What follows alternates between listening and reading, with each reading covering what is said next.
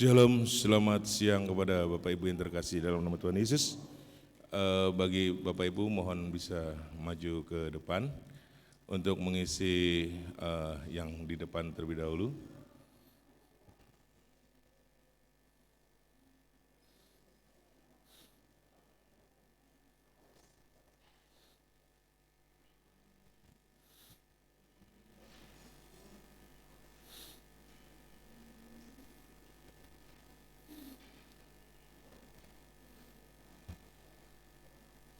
Baik Bapak Ibu yang terkasih dalam nama Tuhan Yesus, seperti yang kita ketahui yaitu pada hari Sabtu yang lalu, yaitu tanggal 8 Agustus 2020, Tuhan telah memanggil Ibu Herin, yaitu istri dari Bapak Adili, ke pangkuan yang terkasih dan sudah dikremasi pada hari Selasa, tanggal 11 Agustus 2020 di Krematorium Cilincing. Maka pada ibadah siang hari ini kita bersama dengan keluarga Bapak Adili bersama-sama saling menguatkan, dan ibadah ini penghiburan yang saling menguatkan ini kiranya juga dapat terus menguatkan Bapak Adili bersama dengan keluarga, bersama anak dan keluarga besarnya untuk tetap teguh dan kuat di dalam menjalani perjalanan kehidupan ini terus, dan juga kiranya Tuhan menyertai di dalam setiap langkahnya. Baik Bapak Ibu yang terkasih, kami undang untuk bangkit berdiri.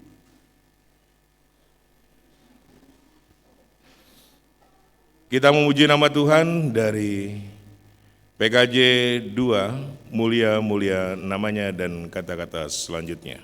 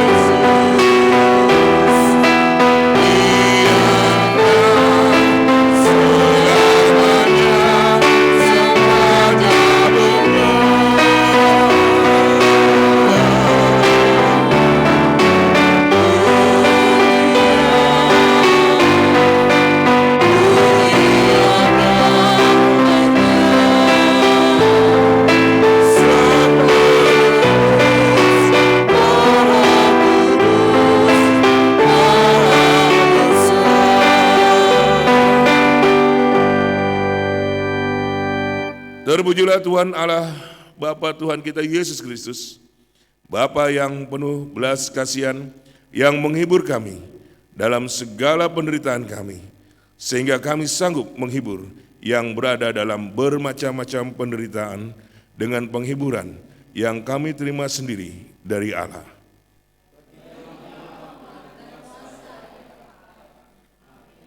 Kami persilakan untuk duduk.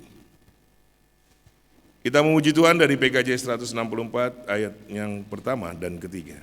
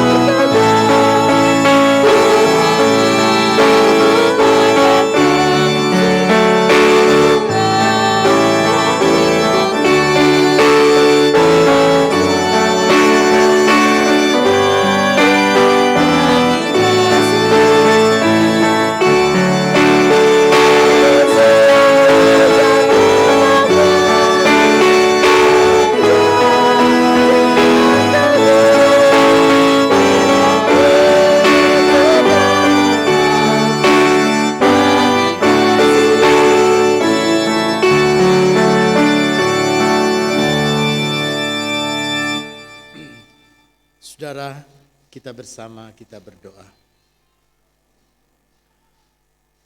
Bapa di dalam sorga, sungguh kembali kami hadir di hadapan-Mu. Sungguh kembali kami bertelut di hadapan hadirat-Mu Tuhan. Karena Engkau adalah Allah yang menjadi sumber kekuatan, sumber pengharapan kami.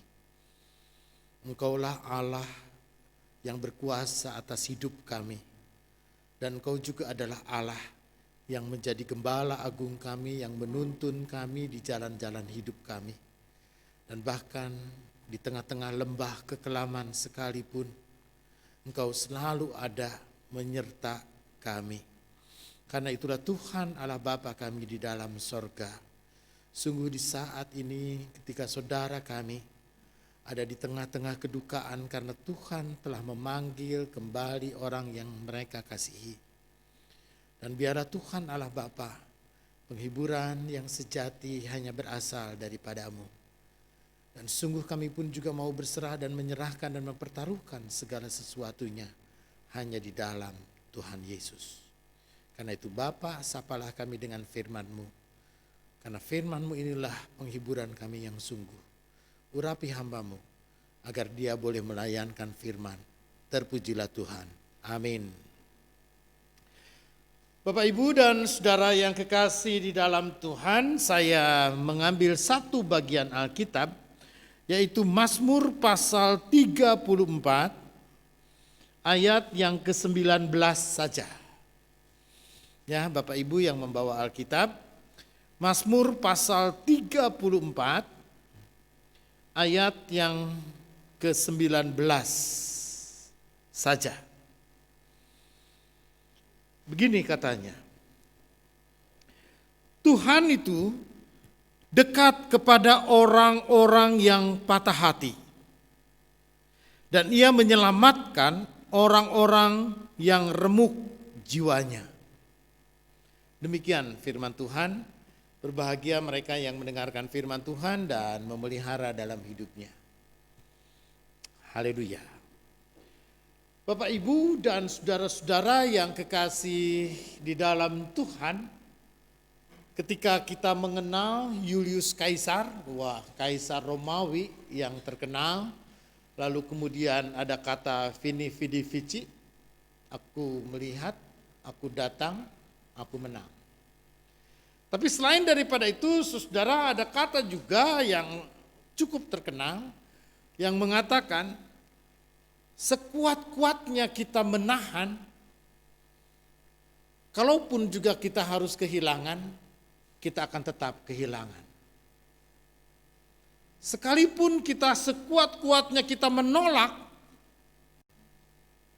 kalau datang waktunya, maka kita pun juga tidak mampu untuk menahannya. Artinya saudara yang kekasih di dalam Tuhan, sehebat-hebatnya manusia untuk dia berperang, sedahsyat-dahsyatnya dia dengan strategi perang, dengan kekuatan perang yang sebegitu hebat apapun juga, kalau waktunya kalah ya kalah aja. Kita nggak bisa mengatakan, wah, padahal kekuatan kita lebih besar. Bukankah kehebatan kita pun juga lebih dahsyat? Bukankah kita pun juga dari sisi teknologi, dari sisi keterampilan untuk berperang kita menang? Tapi sehebat-hebatnya kita untuk kita menjaga, kalau kita memang kehilangan saja. Waktunya kalah ya kalah saja. Atau sehebat-hebatnya kita pun juga, ataupun dalam keadaan yang selemah apapun, kita tidak bisa menolak. Sesuatu kalau memang waktunya datang ya datang aja. Datang serangan ya diserang aja. Karena itu saudara yang kekasih di dalam Tuhan, itulah hidup. Dalam sebuah kenyataan kehidupan, sehebat apapun juga orang, sedahsyat apapun juga orang, kalau sudah waktunya, ya waktunya aja. Saudara yang kekasih di dalam Tuhan, saya teringat kepada seorang ibu, masih muda, umur sekitar 35 tahun lah. di Seroja, di jemaat tempat saya melayani dulu. Ibu itu memang jualan MLM, multi level marketing, itu untuk ya makanan diet lah atau apalah, saya nggak boleh menyebut produknya. Kalau saya menyebut produknya, Bapak Ibu pasti tahu. Jadi kalau ketemu sama saya, Pak Pendeta makin gede aja. Pak Pendeta makin sehat deh. Kayak bayi sehat katanya. Pak, beli produk kita Pak, nanti biar ada kecilan sedikit Pak. Apa-apalah. Saya mah lebih baik mati kenyang daripada mati lapar. Karena kalau diet itu kan lapar. Diet itu pun juga jadi nggak enak badannya, apalagi kalau saya kan sering kali kena mah, perut saya tidak baik. Saudara yang kekasih di dalam Tuhan, itu ibu itu kalau badannya sih langsing pisan, baik sekali, kesehatannya oke, dia suka senam, dia pun juga suka olahraga. Kalau saya melihat sehat banget. Tapi saudara, siapa menyangka sih pada usia yang sangat muda yang seperti itu, lalu tiba-tiba dia divonis gagal ginjal, lalu dalam waktu 3 hari kemudian dia meninggalkan kita semua. Saudara yang kekasih di dalam Tuhan, orang namanya cerita umur, orang namanya cerita usia, orang namanya cerita hidup manusia, enggak ada rumusnya. Kapan dia mati, kapan dia hidup, kapanpun juga bagaimana seperti apa realitas kehidupannya. Friedrich Heidegger dia mengatakan vita ignorantia. Tidak ada yang pernah kita tahu tentang hidup. Karena itu saudaraku yang kekasih di dalam Tuhan, maka di dalam teologi proses pada saat ini, saudara Whitehead dia mengatakan, Tuhan itu adalah Tuhan yang hadir dalam penderitaan. Tuhan adalah Tuhan yang selalu ada di dalam kesulitan-kesulitan manusia. Tetapi bukan Tuhan yang menghalangi, bukan Tuhan yang mencegah penderitaan. Bukan Tuhan juga yang kemudian menjadikan penderitaan. Saudara yang kekasih di dalam Tuhan, realitas kependeritaan dalam dunia kita ini ya ada. Orang yang tidak beragama ya susah hidupnya. Susah ya susah. Orang yang tidak beragama pun juga hidup, lahir, lalu hidup, lalu kemudian mati juga. Orang yang beragama A, B, C, D, E ya sama. Lahir, hidup, ya mati juga. Saudara, lalu kemudian kita mengatakan entah Tuhan, entah dewa, entah apapun juga, what next gitu. Lalu apa yang terjadi dengan kehidupan manusia ini? Lalu ketika kita mengatakan, oh ya Tuhan yang maha kuasa, Tuhan sang raja kehidupan, itu lalu kemudian apa yang dilakukannya ketika Tuhan tidak mencegah penderitaan, atau Tuhan tidak mencegah kematian, atau Tuhan tidak lalu menghalangi kematian ini? Saudara, kita tidak pernah memahami bahwa Tuhan itu adalah Tuhan yang ada dalam human image, dalam imajinasi manusia, tidak. Ya. Tetapi selalu Tuhan itu ada di dalam sebuah dua realitas. Ada kehendak bebas manusia, tapi ada kehendak bebas Tuhan juga. Kalau Tuhan mau membuat manusia ini lalu tidak punya kebebasan, tidak punya kehendak bebas, ya Tuhan buat aja robot. Disetel, diprogram, dibuat sedemikian rupa, telek pakai on off gitu. Ya kan, pakai saklar on off, on, hidup, nanti ceklek mati. Lalu kemudian bagaimana dengan hidupnya, bagaimana dengan pikirannya, semua sudah diprogram sama seperti kita punya komputer. Gitu ya, sama seperti kita punya komputer. Ya kalau begitu, udah aja kita semua jadi robot. Tapi faktanya nggak begitu tuh. Ketika Tuhan menciptakan lalu di Taman Eden diberikan buah pengetahuan yang baik dan yang jahat, semua boleh kamu makan buahnya tapi yang itu jangan. Itu berarti manusia punya pilihan. Manusia bisa menentukan mau makan atau enggak. Ada kehendak bebas. Ada sebuah realitas yang boleh dipilih. Ada sebuah kenyataan hidup yang boleh ditentukan. Lalu manusia punya hak untuk menentukan hidupnya. Ya dong, manusia punya hak untuk menentukan hidupnya. Ketika kita lahir jadi besar, mau sekolah di mana juga boleh. Mau sekolah lalu jadi apa juga boleh. Oh ya bebas. Lalu dengan hidup, dengan cerita gaya hidupnya juga, oh ya bebas. Itu kan saya mau hidup, misalkan ada orang lain yang kemudian hidupnya dengan menyalahgunakan obat. Ada orang yang hidupnya dengan menggunakan kehidupan waktu hidupnya dengan minum minuman keras. Ada orang menghabiskan waktunya dengan berjudi. Ada orang menghabiskan waktunya dengan dengan sikap perbuatan yang gak benar. Ada orang yang menghabiskan waktunya dengan baik, dengan benar, dengan cara yang hidup sehat, dengan cara yang hidup tidak sehat. Saudara, semua adalah pilihan. Semua adalah pilihan hidup kita. Saudara, tetapi ketika kita memilih hidup gaya hidup yang seperti apa dan bagaimana, saudara, maka selalu ada konsekuensi. Ini akan mengakibatkan ini, kalau kita milih hidup begini akan jadi begitu, kalau kita milih hidup begini jadi begitu. Bapak Ibu, saudara, saya pernah membayangkan, mungkin Bapak Ibu pun juga pasti akan berpikir sama. Di Pulau Patmos, saudara, di Yunani, itu ada sebuah biara. Biara Limassol. Namanya biara itu ada di tebing tajam. Tebing tajam, lalu ada gua di tengahnya, lalu dimasuk kita ke dalamnya. Di dalam itu ada biara. Gitu ya, biara, lalu kemudian orang biarawan di situ, nggak ada perempuan, biarawan aja di situ. Dia turun setiap pagi lalu bertani. Lalu setelah bertani lalu kemudian naik lagi, bertani gandum, bertani anggur, bertani sayuran, lalu kemudian naik lagi.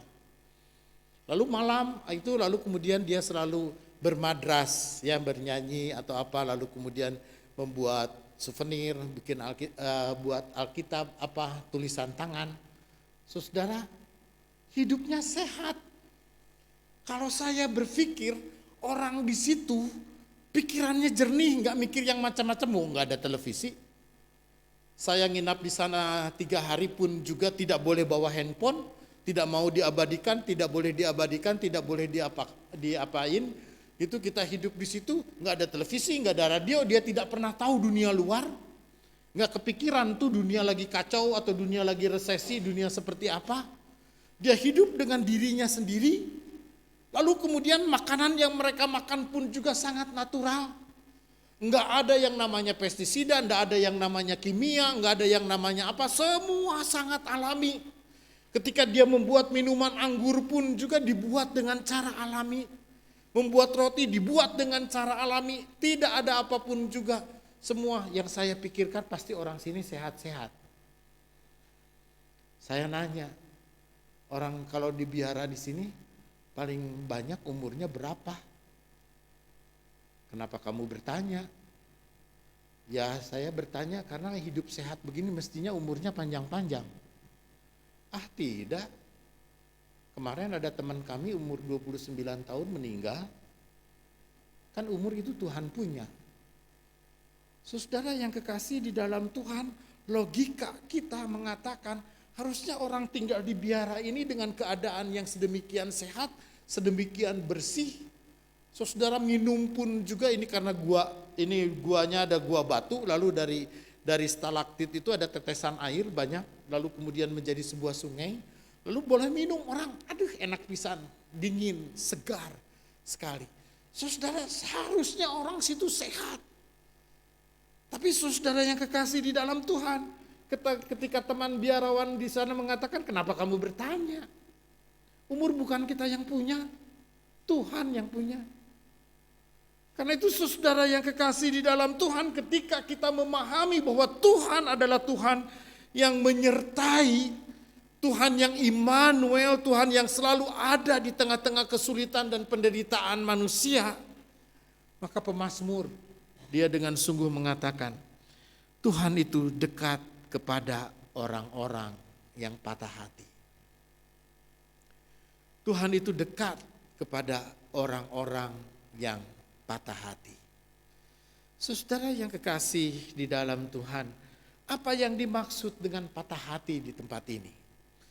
Saudara, kalau kita membaca sebelumnya, saudara, dari awal ketika pemazmur ini mengatakan bahwa Tuhan itu dekat dengan orang yang patah hati. Patah hati itu berarti kecewa, saudara. Kecewa dalam, kecewa yang sangat mendalam. Entah oleh karena kehilangan kekasih, entah oleh karena patah hati, entah karena putus cinta, entah oleh karena berbagai macam hal dan kejadian dalam hidup kita, entah karena kegagalan hidup, kegagalan pendidikan, kegagalan sekolah, kegagalan masuk perguruan tinggi. Pada banyak hal ketika orang merasakan kekecewaan, biasanya orang kecewa lalu orang patah hati. Saudara, orang yang dekat patah hati itu dikatakan oleh pemazmur, Tuhan itu dekat dengan orang patah hati.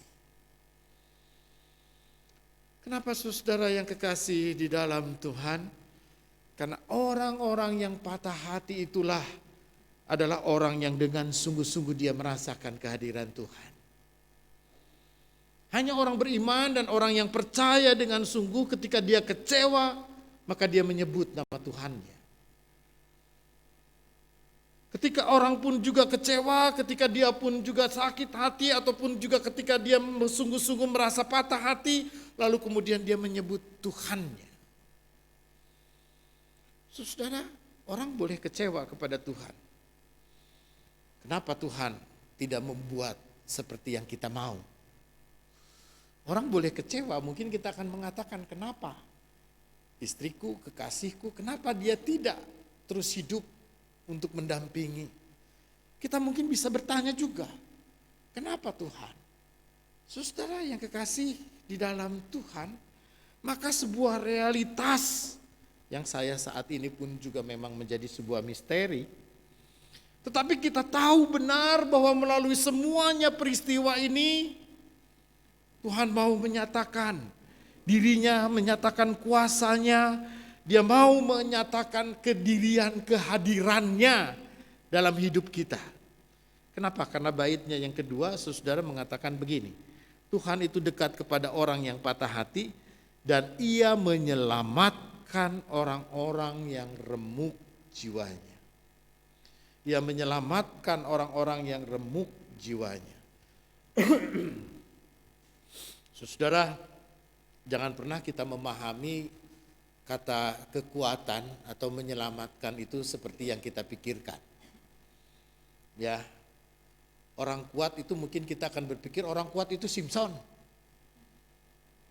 Orang kuat itu Hercules. Orang kuat itu Achilles.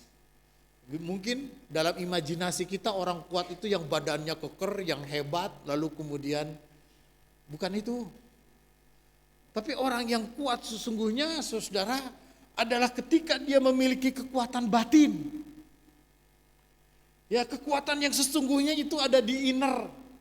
Saudara, orang sekarang bicara bukan soal power, tapi inner power. Bapak Ibu pernah dengar namanya inner power?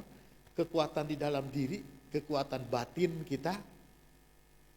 Bapak Ibu, saya cuma membayangkan begini.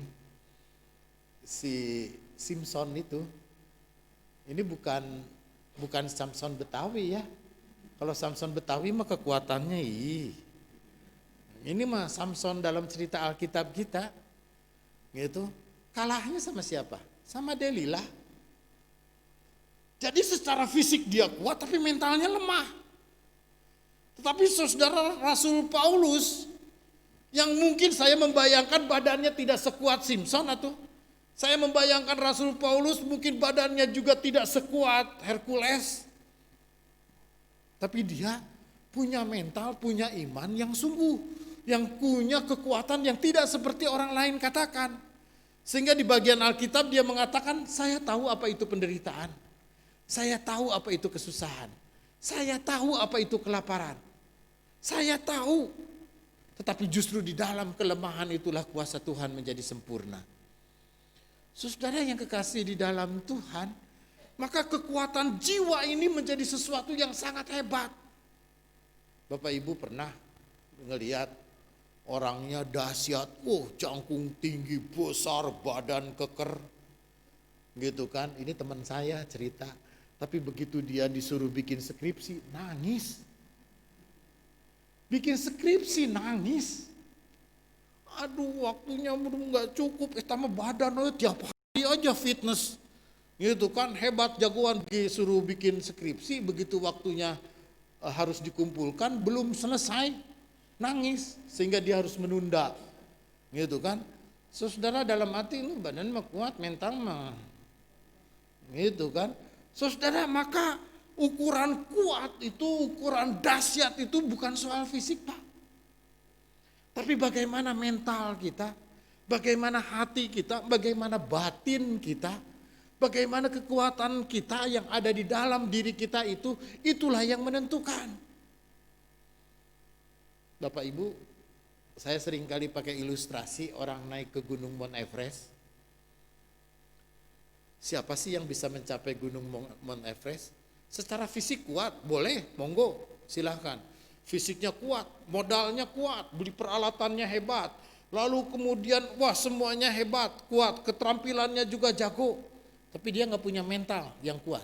Apa dia akan nyampe? Sama, kita akan menemukan orang yang quitters, campers, atau climbers.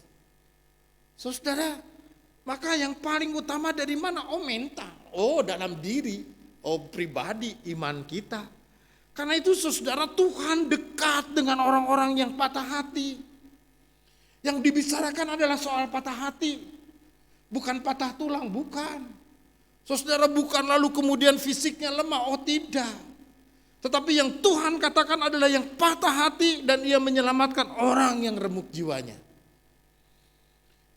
Maka pada saat ini Bapak Ibu dan saudara, terutama Pak Adili dengan anak-anak, inilah kebersamaan kami untuk mewujudkan kasih kepada keluarga Bapak Ibu, keluarga Pak Adili bersama-sama kita sebagai persekutuan gereja.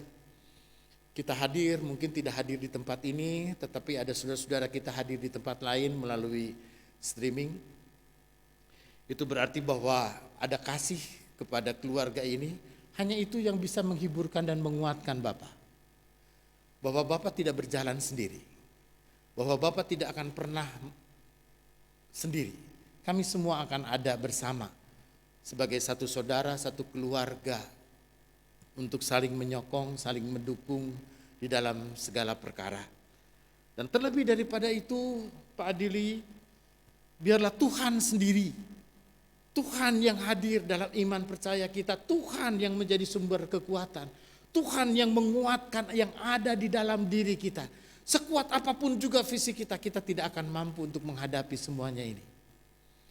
Kita tidak bisa menunda betapa berat ya ketika kita kehilangan orang yang kita kasihi, kita cintai, yang sudah mendampingi Pak Adili selama ini, yang sudah menjadi belahan jiwanya Pak Adili, lalu kemudian tiba-tiba harus meninggalkan Bapak beserta dengan anak-anak.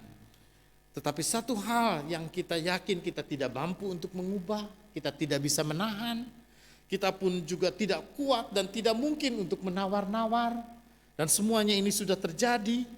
Tetapi melalui firman Tuhan kita pada saat ini, yakinkan, percayalah bahwa Tuhan itu dekat kepada orang-orang yang patah hati, dan ia menyelamatkan orang yang sungguh-sungguh remuk hatinya. Tuhan menyertai Pak Adili, keluarga, dan kita semua. Amin. Mari kita berdoa.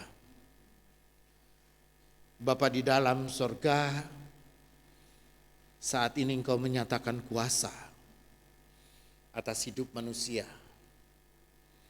di mana Engkau memperkenankan seorang anak untuk kembali ke pangkuan-Mu, untuk ada dalam pelukan-Mu, untuk ada di dalam curahan kasih-Mu yang sungguh. Dia boleh menghadap Tuhan dengan kemuliaan yang Tuhan nyatakan. Namun di saat ini Tuhan, ada anak-anak manusia yang tengah patah hati. Dia kehilangan kekasih, dia kehilangan seorang istri, dan juga anak-anak kehilangan seorang ibu.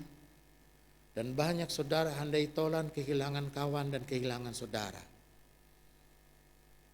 Tuhan, ada banyak hal, kerapuhan-kerapuhan manusia, di mana kami tidak mampu untuk menahan dan tidak mampu untuk menawar atau bahkan menunda waktu. Tapi biarlah di saat ini ketika apa yang Tuhan, waktu Tuhan terjadi maka jadilah. Namun di saat ini pun juga kami yakin, kami percaya Engkau adalah Immanuel, Engkau adalah Tuhan yang menyerta, Tuhan yang selalu memimpin kami, Tuhan yang selalu hadir. Engkaulah gembala agung kami. Karena itulah Tuhan Allah Bapa, melalui kebersamaan kami sebagai gereja, kami boleh menjadi saudara bagi Pak Adili. Kami sungguh menjadi bagian dari keluarga yang dekat. Kami boleh saling mendukung, kami boleh saling menyokong dalam segala hal. Kami tentu saling menguatkan. Dan kami pun juga tentu saling memberkati dan saling mendoakan. Karena itulah Tuhan Allah Bapa kami di dalam sorga. Pimpin kami agar kami boleh hidup dalam kebersamaan yang saling mengasihi. Agar firman Tuhan ini pun juga boleh menguatkan bagi keluarga. Dan kami pun juga saling mendukung, saling menyokong dalam segala sesuatu. Karena itu Tuhan Allah Bapa kami dalam sorga, dalam perjalanan kehidupan, kami yakin dan percaya kami boleh bersama-sama hadir di hadapan hadirat-Mu sebagai manusia yang fana dan manusia yang rapuh. Kami boleh terus menatap masa depan. Demikian juga dengan Pak Adili beserta dengan anak-anak kami. Karena itulah Tuhan Allah Bapa, Tuhan boleh tolong anak kami Arden, Senel, dan Gwen di dalam segala perkara. Biarlah anak-anak kami yang kecil-kecil ini boleh memahami dan mengerti akan rencana-rencana Tuhan yang begitu nyata dalam hidupnya. Biarlah Tuhan Allah Bapa, anak-anak kami ini pun juga boleh bertumbuh di dalam pengasuhan-Mu. Kami percaya Tuhan tidak akan meninggalkan mereka. Tuhanlah yang akan tetap hadir. Tuhan juga yang akan tetap mengasuh anak-anak kami. Tuhan jugalah yang akan menguatkan dan memampukan Pak Adili untuk sekaligus berperan ganda sebagai ayah dan juga sebagai ibu yang mengasuh mereka. Karena itulah Tuhan Allah Bapa, tidak ada sesuatu hal yang mustahil. Biarlah anak-anak kami boleh menatap masa depan mereka di dalam Tuhan. Anak-anak kami pun juga boleh menatap masa depan mereka di dalam iman dan percaya yang sungguh. Kami yakin dan kami percaya Pak Adili beserta dengan almarhumah Ibu Herin, orang-orang yang beriman dengan sungguh, orang-orang yang percaya dan orang-orang yang setia di dalam Tuhan. Karena itulah Tuhan Allah Bapa, biarlah kesetiaan almarhumah pun juga boleh menjadi teladan dan menjadi kekuatan yang memotivasi dan inner power-nya bagi Pak Adili untuk terus setia di dalam Tuhan, setia di dalam iman, dan setia terus untuk kemuliaan nama Tuhan. Karena itulah Tuhan Allah Bapa kami di dalam sorga. Kami mau serahkan dia, kami sungguh mau pertaruhkan dia hanya di dalam tangan Tuhan Yesus. Tuhan Yesus jugalah yang menganugerahkan kekuatan dan kesehatan kepada kami semua. Ketika kami menyadari bahwa tubuh kami ini rapuh, tubuh kami ini pun juga lemah, dan tubuh kami ini pun juga sangat fana karena kami dari debu dan tanah adanya. Tolong kami Tuhan Allah Bapa, berikan kami pun juga kekuatan dan terlebih juga Pak Adili untuk terus menyertai anak-anak mereka. Karena itulah Bapa di sorga, kami pun juga pada saat ini berdoa bagi keluarga besar Pak Adili, bagi ayah, ibu, dan juga saudara yang kekasih. Dan juga keluarga besar, saudara-saudara yang jauh dan yang dekat yang diperkenan hadir bersama. Kami yakin dan percaya keluarga ini boleh ada dalam ikatan satu kasih yang saling mendukung, saling menyokong. Sehingga Pak Adili sungguh-sungguh dia tidak merasa sendiri. Tapi ada Tuhan Yesus, ada saudara-saudara, ada keluarga, dan bahkan kami semua seluruh jemaat dan siapapun juga boleh menjadi keluarga yang terdekat bagi Pak Adili. Karena itulah Tuhan Allah Bapa, kami datang ke hadapan-Mu di dalam penyerahan diri, dan kami pun juga hadir di dalam segala keberadaan kami. Kiranya Tuhan yang menjadi sumber kekuatan yang menghiburkan kami semua, juga Pak Adili bagi anak dan juga anak-anak kami Arden, Senel dan Gwen.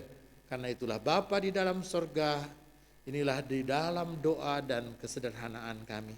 Kami sungguh mau serahkan dan kami mau pertaruhkan hanya Engkau, Yesus Tuhan Sang Juru Selamat yang hidup. Amin.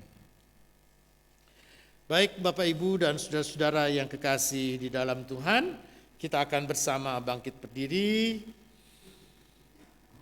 dan kita akan mengakhiri perjumpaan kita dan kebaktian penghiburan ini dengan memuji dari PKJ 241.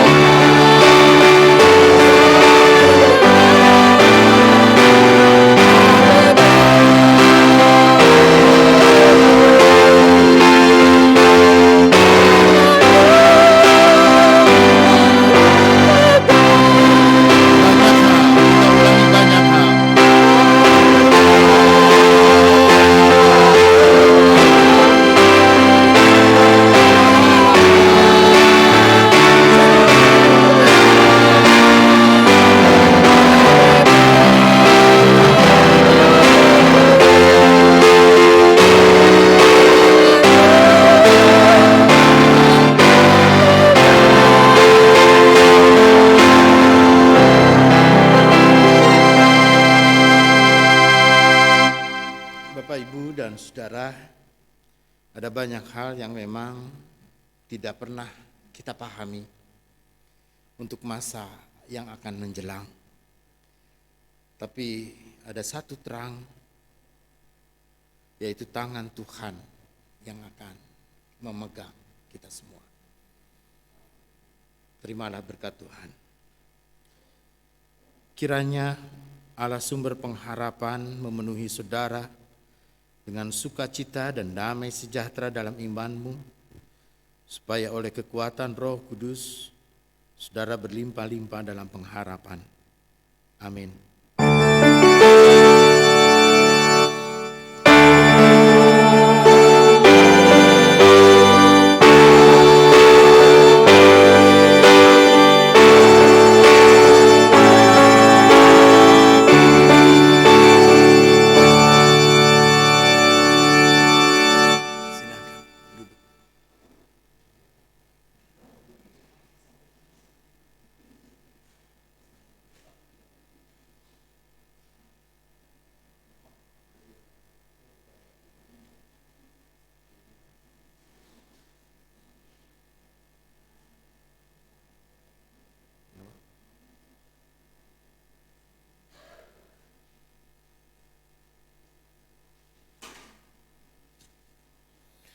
Bapak Ibu yang terkasih, ibadah penghiburan siang hari ini telah kita lalui, dan kiranya ada kata sambutan dari keluarga, dari Bapak Adili untuk kami semua.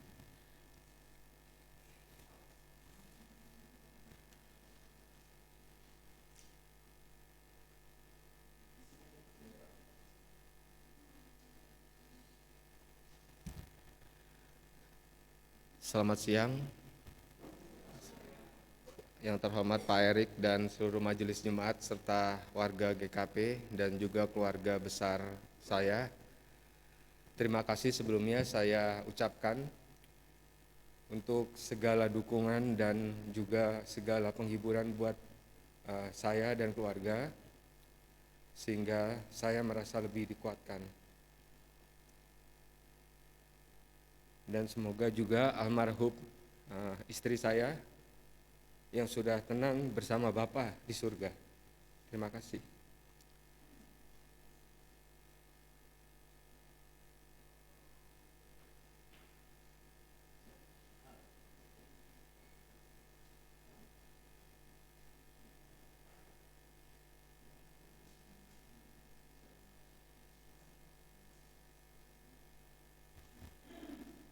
Bapak Ibu yang terkasih, acara kebaktian penghiburan dan juga kata sambutan semua sudah selesai.